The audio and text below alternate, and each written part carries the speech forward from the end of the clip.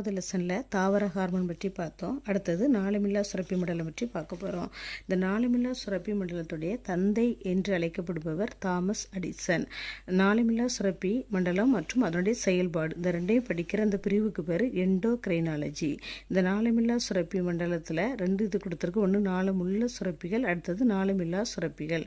நாளமுள்ள சுரப்பிகளுக்கு என்னது உண்டுனா நாளங்கள் உண்டு. அது சுரக்கிறத எடுத்து செல்வதற்கு நாளங்கள் உண்டு. உமிழ்நீர் சுரப்பி, வியர்வை சுரப்பி. நாளமில்லா சுரப்பிகள் அப்படின்னு சொன்னால் அது சுரக்கிறத எடுத்து செல்வதற்கு எந்த நாளங்களும் கிடையாது. அதனால தான் அதுக்கு பேர் நாளமில்லா சுரப்பின்னு பேர் வந்துச்சு. இது சுரக்கிறது என்ன பேர்னா ஹார்மோன்கள். இது ரத்தத்தில் நேரடியாக கலந்துவிடும். இந்த நாளமில்லா சுரப்பிகள் எதெல்லாம் உங்களுக்கு கொடுத்துருக்குன்னா பிட்யூட்டரி சுரப்பி, தைராய்டு சுரப்பி, பாரா தைராய்டு சுரப்பி, கணையம், அட்ரினல் சுரப்பி, இனப்பெருக்க சுரப்பி, அடுத்தது தைமஸ் சுரப்பி. இதில் பிட்யூட்டரி சுரப்பியும் தைராய்டு சுரப்பி பற்றி பார்ப்போம். பிட்யூட்டரி சுரப்பி அப்படின்னா இதுக்கு இன்னொரு பேர் ஹைப்போபைசிஸ். இது என்ன வடிவத்தில் இருக்கும்னா பட்டாணி வடிவத்தில் இருக்குது. மூளையினுடைய அடிப்பகுதியில் காணப்படும். இதில் 2 கதுப்புகளை கொண்டதாக இருக்குது. முன்புற கதுப்புக்கு பேர் அடினோ ஹைப்போபைசிஸ், பின்புற கதுப்புக்கு பேர் நியூரோ ஹைப்போபைசிஸ். இந்த பிட்யூட்டரி சுரப்பிக்கு இன்னொரு பேர் தலைமை சுரப்பி. ஏன்னா மற்ற நாளமில்லா சுரப்பிகள் எல்லாம் இது ஒழுங்குபடுத்துவதனால இதுக்கு பேர் தலைமை சுரப்பின்னு பேர் வந்துச்சு.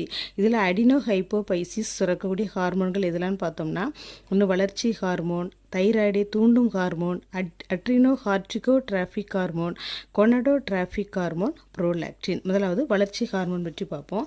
இது என்னென்னா திசுக்கள், அடுத்தது எலும்புகள், தசைகள், குருத்தெலும்பு இதனுடைய வளர்ச்சியை தூண்டுவதற்கு இந்த வளர்ச்சி ஹார்மோன் பயன்படுகிறது. செல்களுடைய வளர்ச்சிதை மாற்றத்தையும் கட்டுப்படுத்துது.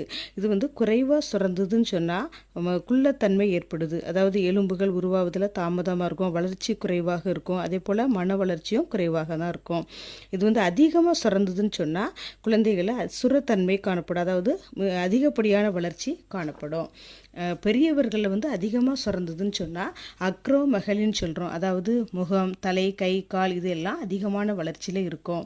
தைராய்டை தூண்டும் ஹார்மோன். இது தைராய்டு சுரப்பியுடைய வளர்ச்சியை கட்டுப்படுத்தி அதனுடைய ஹார்மோன் சுரக்கிறத ஒருங்கிணைக்கிறது. அட்ரினோ ஹார்டிகோ டிராஃபிக் ஹார்மோன் எதை செய்யுதுன்னா அட்ரினல் சுரப்பியுடைய புறணி பகுதியை தூண்டி அந்த ஹார்மோனை சுரக்க வைக்குது. கொனடோ டிராஃபிக் ஹார்மோன் இதில் 2 கொடுத்துருக்கு. ஒன்று பாலிக்கில் செல்களை தூண்டும் ஹார்மோன், அடுத்தது லூட்டினைசிங் ஹார்மோன். இந்த 2 ஹார்மோனும் இனப்பெருக்க உறுப்பு வளர்ச்சிக்கு காரணமாக இருக்குது. ஃபாலிக்கிள்களை தூண்டும் ஹார்மோன் ஆண்களில் விந்தணுக்கள் உருவாவதற்கு பயன்படுகிறது. பெண்களில் அண்ட செல்கள் வளர்ச்சி அடைவதற்கு காரணமாக இருக்குது. லூட்டினைசிங் ஹார்மோன் ஆண் இனப்பெருக்க ஹார்மோனான டெஸ்டோஸ்டிரான் சுரப்பதற்கு காரணமாக இருக்குது. பெண் இனப்பெருக்க ஹார்மோன் அதாவது ஈஸ்ட்ரோஜன், ப்ரோஜெஸ்ட்ரான் இது உருவாவதற்கு காரணமாக இருக்குது. அடுத்து ப்ரோலாக்டின், இது லாக்டோஜெனிக் ஹார்மோன் சொல்லி அழைக்கப்படுகிறது. குழந்தை பேறுகாலத்தில் குழந்தை பேற்றிற்கு பின் பால் உற்பத்தியை தூண்டுவதற்கு இது பயன்படுகிறது. அடுத்தது பின் கதுப்பு, அதாவது நியூரோ ஹைப்போபைசிஸ் சுரக்கக்கூடிய ஹார்மோன்கள். ஒன்று வாசோப்ரெசின், அடுத்தது ஆக்சிடோசின். இந்த வாசோப்ரெசினுக்கு இன்னொரு பேர் ஆன்டி டையூரெட்டிக் ஹார்மோன். இந்த இது குறைவாக சுரந்ததுன்னு சொன்னால் சிறுநீர்லேருந்து அதிகப்படியான நீர் வெளியேறும். இது என்ன சொல்கிறோம்னா டயபெட்டிஸ் இன்சிபிடஸ். அதே போல் இது ஆன்டி டையூரெட்டிக் ஹார்மோன் அதிகமாக சுரந்ததுன்னு சொன்னால் சிறுநீர்லேருந்து குறைவான நீர் வெளியேறும். அடுத்தது ஆக்சிடோசின் பார்த்தோம்னா பெண்களுடைய குழந்தை பேற்றிற்கு பிறகு கருப்பையை சுருங்கி விரிவடை செய்வது இதனுடைய பணி. அடுத்தது பால் சுரப்பிகளை பாலை வெளியேற்றுவதும் இதுக்கு காரணமாக இருக்குது. அடுத்தது தைராய்டு சுரப்பி. இந்த தைராய்டு சுரப்பி எங்கே இருக்குதுன்னு சொன்னால் மூச்சுக்களுடைய 2 பக்கத்துலேயும் இருக்குது. 2 கதுப்புகளாக இருக்குது. இந்த 2 கதுப்புகள் ஒரு மெல்லிய திசு கற்றையால் இணைக்கப்பட்டிருக்கு. அதாவது இஸ்துமஸ்ங்கிற ஒரு திசு கற்றையால் இணைக்கப்பட்டிருக்கு. இந்த தைராய்டு ஹார்மோன் உற்பத்திக்கு டைரோசின், அடுத்துங்கிற அமினோ அமிலமோ அயோடினோ காரணமாக இருக்குது. இது சுரக்கக்கூடிய ஹார்மோன்கள் ஒன்று ட்ரை அயோடோ தைரோனின், 2வது டெட்ரா அயோடோ தைரோனின். இந்த தைராய்டு ஹார்மோனுடைய பணிகளை பார்த்தோம்னா முதலாவது அடிப்படை வளர்ச்சிதை மாற்ற விதத்தை பராமரிக்கிறது. உடலுடைய வெப்பநிலையை சமநிலையில் வைத்து பராமரிப்பதற்கு பயன்படுகிறது. அடுத்து மைய நரம்பு மண்டலத்துடைய செயல்பாடுகளுக்கு இது பங்கேற்கிறது.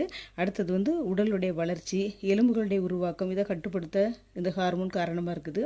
அடுத்தது உடல், அடுத்தது மனம் இந்த ஆளுமை வளர்ச்சியில் பங்காற்றுவதால் இதுக்கு இன்னொரு பேர் என்னதுன்னா ஆளுமை ஹார்மோன். அடுத்து செல்களுடைய வளர்ச்சியை மாற்றத்தை ஒழுங்குபடுத்துது. இதனுடைய குறைபாடுகளை பார்த்தீங்கன்னா தைராய்டு சுரப்பி குறைவாக சுரந்தால் இதுக்கு பேர் ஹைப்போ தைராய்டிசம், அதிகமாக சுரந்தா ஹைப்பர் தைராய்டிசம். இந்த ஹைப்போ தைராய்டிசத்தில் 3 இது கொடுத்துருக்கு. ஒன்று எலிய காய்ச்சல், ரெண்டாவது கிரிட்டினிசம், மூணாவது வந்து மிக்சிடிமா. இந்த எளிய காய்ச்சல் வந்து நம்ம சாப்பிட்ற உணவில் தேவையான அளவு அயோடின் இல்லைன்னா ஏற்படக்கூடிய ஒன்று. இது பொதுவாக எங்கே பார்க்கலான்னா இமயமலை பகுதியில் அதிக அளவு இருக்குது. ஏன்னு சொன்னால் அங்குள்ள மண்ணில் அயோடினுடைய அளவு கம்மியாக இருக்குது. அங்குள்ள மக்களுக்கு இந்த மாதிரி இந்த எளிய காய்ச்சல் அதிகமாக வருது. இந்த கழுத்து பகுதியில் வந்து கட்டி மாதிரி வீங்கி அதிகமாக காணப்படும். அந்த தைராய்டு சுரப்பி வீங்கி காணப்படுவதனால ஏற்படும். இந்த கிரிட்டினிசம் வந்து குழந்தைகளை குறைவான அளவு சுரக்கிறதுனால ஏற்படக்கூடிய ஒன்று. அதனுடைய வளர்ச்சியும் குறைவாக இருக்கும், மன வளர்ச்சியும் குறைவாக இருக்குது, எலும்புகள் வளர்ச்சியும் குறைவாக இருக்கும். அதனால் இது கிரிட்டின் அப்படின்னு சொல்லி அழைக்கப்படுது. மிக்சிடிமா வந்து பெரியவர்களில் வரக்கூடிய ஒன்று. தைராய்டு வந்து குறைவாக சுரக்கிறதுனால வரக்கூடிய ஒன்று. இவனுடைய மூளை செயல்பாடு குறைவாக இருக்கும், முகம் வீங்கி இருக்கும், உடம்பு அதே போல் பார்த்திங்கன்னா அதிக அளவு எடை அதிகமாக காணப்படும். ஹைப்பர் தைராய்டிசம் வந்து தைராய்டு ஹார்மோனுடைய அதிக அளவு சுரக்கக்கூடிய ஒன்றுன்னு பார்த்தோம். இதுவும் அதே போல் நீங்கள் பார்த்தீங்கன்னா பெரியவர்களில் வரக்கூடிய ஒன்று. கண்கள் துருத்தி காணப்படும், வளர்சிதை மாற்றம் அதிகமாக காணப்படும், உடல் வெப்பநிலை அதிகமாக இருக்கும், அதிகமாக வியர்க்கிறது, உடல் எடை குறைவாக இருக்கும், நரம்பு தளர்ச்சி